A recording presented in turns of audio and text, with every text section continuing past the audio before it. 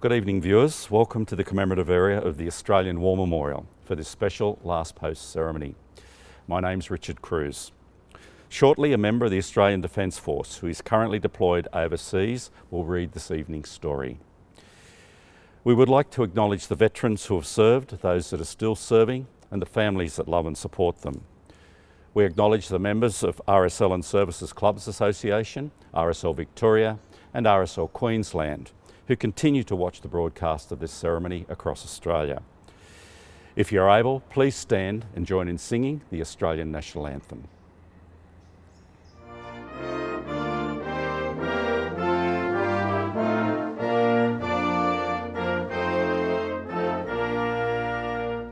Australians, oh, let us rejoice, for we are young and free. We've golden soil and wealth for toil, our home is girt by sea. Our land abounds in nature's gifts of beauty rich and rare. In history's page let every stage advance Australia fair. In joyful strains then let us sing, advance Australia fair. The Australian War Memorial was the vision of Charles Bean, Australia's First World War official historian. Bean landed with the Australian troops on Gallipoli and stayed with them at the front through to the end of the war. The idea of this national memorial and museum came to him at Pozières, France, in the depths of the bloody fighting of 1916. Bean's idea was that this would be a place where families and friends could mourn loved ones buried in faraway places. It would also be a place that could help all Australians understand what these men and women had endured and what they had done for us. Bean's vision, to which we remain true, is best expressed as inscribed in the entrance to the memorial's galleries. Here is their spirit, in the heart of the land they loved, and here we guard the record which they themselves made. Now we will hear the story behind just one of those on the Roll of Honour, which lists the names of more than 102,000 men and women who have given their lives for us in war and operations for more than a century. Good evening, my name is LACW Melissa Mogg and I'm currently serving with the Royal Australian Air Force. Today we remember and pay tribute to Lieutenant James Paul G. Cox. James Cox was born on the 11th of August 1888 in the Sydney suburb of Fremont, the son of James and Eliza Cox. First educated at Kegworth Preparatory School and then Sydney Grammar School, he went on to continue his education, studying dentistry. He also served for 2 years with the New South Wales Lancers Sydney Squadron. By the time the First World War began in August 1914, Cox was working as a dentist and living in Ashfield. The following year, he married Kathleen Phillips. Cox enlisted for service with the Light Horse in Sydney on the 15th of July 1915. He applied for a commission and was sent to an officers' school of instruction. In early October, Kathleen gave birth to a son, Barry.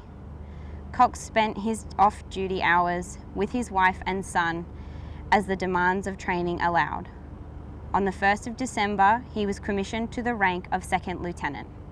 6 days after joining his wife for the baptism of their son, on the 11th of March, he embarked from Sydney with reinforcements to the 7th Light Horse Regiment, bound for Egypt. Cox spent several months training in Egypt before being taken on strength of the 7th Light Horse Regiment. At this stage of the war, there was a surplus of light horse reinforcements, and Cox was seconded to the 2nd Light Horse Training Regiment as an instructor. He was promoted to lieutenant in late October. In mid-November, Cox was hospitalised for eczema. Such was the severity of his case, it took him nearly until early January in 1917 to recover and be fit for duty. On the 19th of February, Cox was posted to the Imperial Camel Brigade and joined the 1st Battalion, which consisted of Australian and New Zealand soldiers. He saw his first major actions in April and May, when his unit took part in 2 disastrous attempts to capture Gaza. After suffering a further reverse during an attack on the Shannon redoubt in August, the battalions of the Imperial Camel Brigade were withdrawn for a rest. Cox and his battalion next took part in the 3rd Battle of Gaza in late October, supporting the British infantry to attack towards Beersheba. The town was captured that evening when a hastily organised mounted attack by the 4th Light Brigade captured the town. With their flank now turned, the Ottoman forces began withdrawing. By December, the British and Dominion troops had advanced to Damascus and occupied the ancient city. In March and April 1918, the Imperial Camel Brigade took part in 2 attacks across the Jordan River, both of which failed after meeting strong opposition. Following these battles, it was realised the type of terrain that the force were about to move into were considered more suitable for horses. As the camels were considered too slow, the Imperial Camel Brigade was broken up and the bulk of Australian troops formed the 5th Light Horse Brigade. On the 1st of July 1918, Cox joined the newly raised 14th Light Horse Regiment at Surafend. He became a troop commander in A Squadron, which was led by his friend and Camel Brigade comrade, Major Oliver Hugh, of Trooper Blue Gum fame. By the end of the month, the regiment had moved to Jaffa and was training in earnest for what would become known as the Battle of Megiddo. 3 days before the offensive, the squadron was detached for special duties with the British 60th Division. In the early hours of 19th of September, the sky was rent by the sound of massed artillery firing on the Ottoman front lines. Soon after, the British infantry advanced and smashed a 12-kilometre gap in the Ottoman line. A Squadron rejoined the rest of the regiment around 2 p.m. as they advanced. In the late afternoon, Cox was ordered to take his troop forward into Tel Karem. As he and his men neared the town, they encountered considerable opposition and were quickly in trouble. Cox led a mounted attack on a machine gun position, but was shot through the head and killed. His troop sergeant took over and extracted the survivors. A larger attack was launched and Tel Karem was captured just before nightfall. One of his men said that he was a good officer. He was straightforward and was good to his men. Another of his men stated, "In our opinion, he richly deserved a decoration. He was highly respected by all and we thought the world of him for the way he always watched our interests." Cox was buried the following morning north of Tel Karem, and his grave site was noted on a map. Sadly, after the war had ended, graves registration was unable to locate his remains. His name was added to the Jerusalem Memorial in the Jerusalem War Cemetery, along with other missing members of the Egyptian Expeditionary Force. He was 30 years old. Kathleen suffered a further devastating loss when in April 1942, her son, Flight Lieutenant Barry Cox, who was serving with number 75 Squadron, RAF, was shot down and killed while intercepting Japanese bombers and Zero fighters near Port Moresby. He was 26 years old.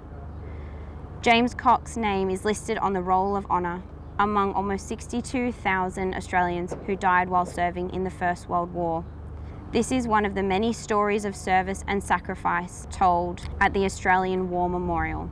We now remember Lieutenant James Paul G. Cox, who gave his life for us, for our freedoms, and in the hope of a better world.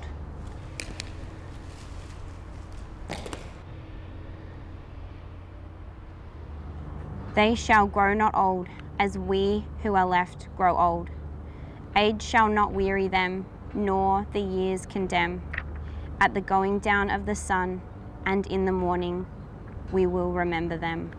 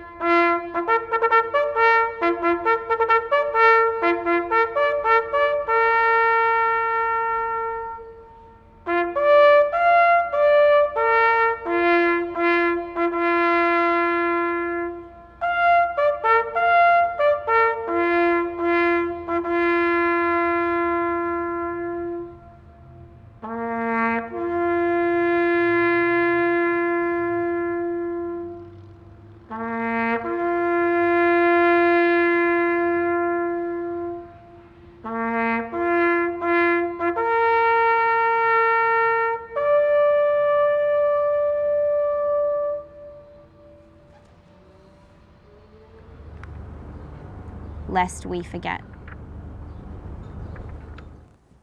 We leave you this evening with the words of the memorial's founder, Charles Bean. Many a man lying out there at Pozières or in the low scrub at Gallipoli, with his poor, tired senses barely working through the fever of his brain, has thought in his last moments, well, it's over. But in Australia, they will be proud of this. Ladies and gentlemen, girls and boys, that concludes the last post ceremony. We thank you for watching and wish you all a very good evening.